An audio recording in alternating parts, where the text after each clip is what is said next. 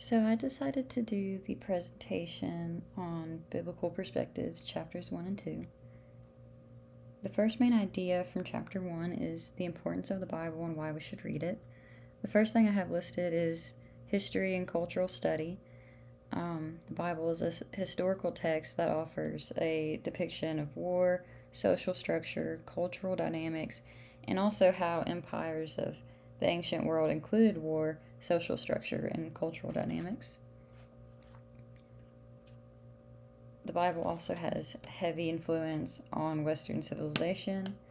Stories from the Bible have and continue to inspire artists for literature, music, and art. An example of this is that Shakespeare was heavily influenced in a lot of his writings, including Macbeth.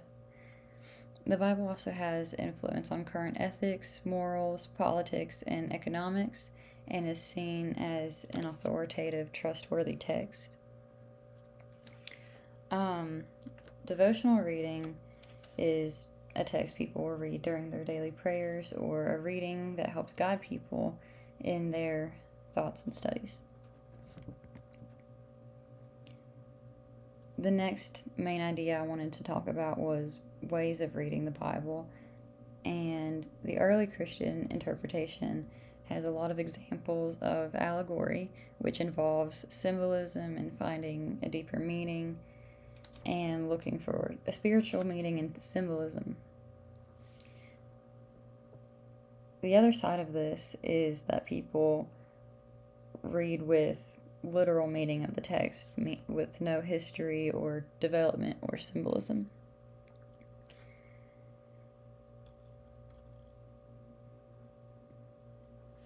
Post-Reformation began in Europe, where they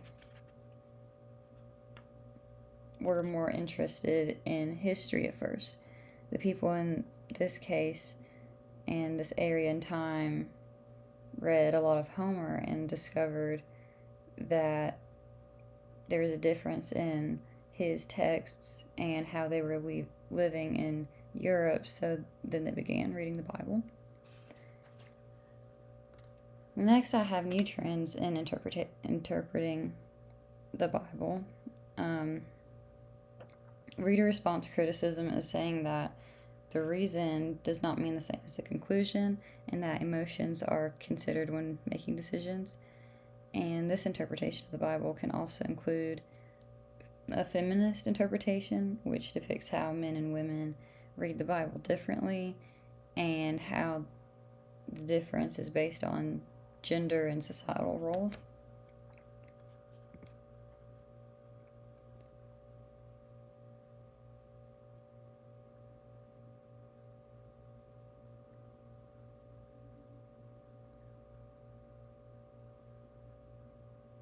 And the next thing I thought was important to mention is how reading strategies can be different from one another, and how that also plays a role in how you interpret the Bible. So, devotional reading is thinking about what it means to you personally and how you relate to the text. Allegorical reading makes something symbolic of something else, usually using metaphors and similes. Christological reading, it focuses more on what the Bible tells us about Jesus, and reading through the lenses of talking about Jesus. Historical critical reading looks at the Bible through lenses of history and what it meant to the first people to read and write it versus what it means to us now. And theological reading, which is what most people do, is understanding what the text means as it relates to you and your personal theology and beliefs. So one thing in chapter 1 that I thought was important for us to understand was the books of the Bible and what they include, and also the order. So the Old Testament is the same as the Hebrew Bible with a different order, and it also goes by the Tanakh. the Septuagint is the Greek translation, and the Apocrypha is the extra set of Catholic Bibles that aren't in the Hebrew Bible. And with the New Testament, the order that the books is the books of Paul, and then Gospels, and then the books of Acts, and then Revelations.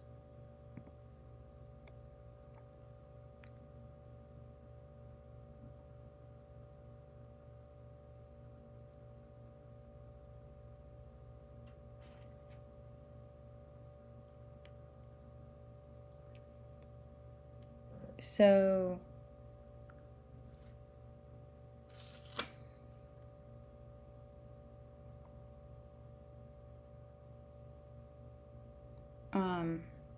the next thing I have is textual criticism, and that is really understanding that not all translations are the same, since the scribes would often make mistakes when translating the Bible.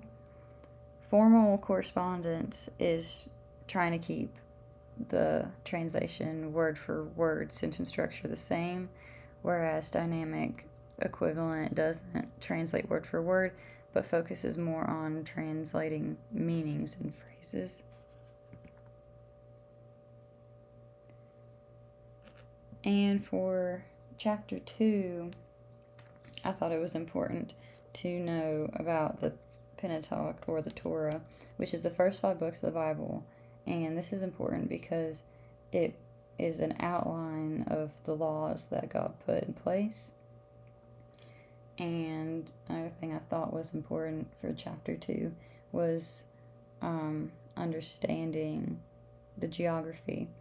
And so the Fertile Crescent includes Mesopotamia and Egypt and Syria-Palestine, which Syria-Palestine is the majority of the Old Testament and talks about the life of Jesus, and is also the land bridge between Mesopotamia and Egypt.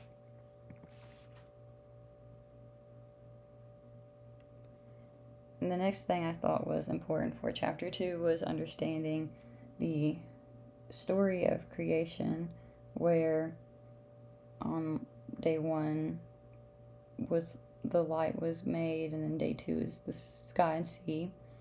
Day 3 was land and vegetation. And day 4 was the sun, moon, and stars. And day 5 was birds and fish. And day 6 was land animals and humanity. And another thing that's important is the Garden of Eden, and that story where humans have a role in the world, and they take care of things, and they have companionship in the world through each other.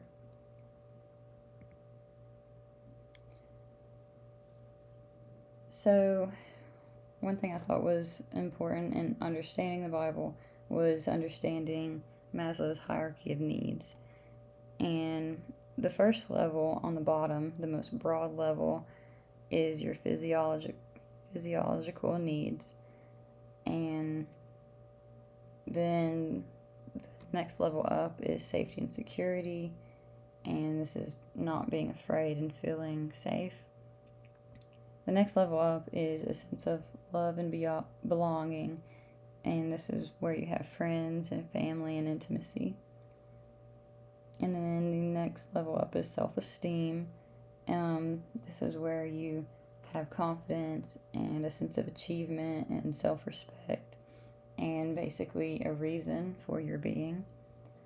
And then the top level is self-actualization, and that is fulfilling your purpose. And then for understanding the Bible, I thought it was important to understand the Graf-Wellhausen theory, which is basically saying that the Pentateuch was not inspired or written by Moses during his life, but there is actual multiple authors to the first 5 books.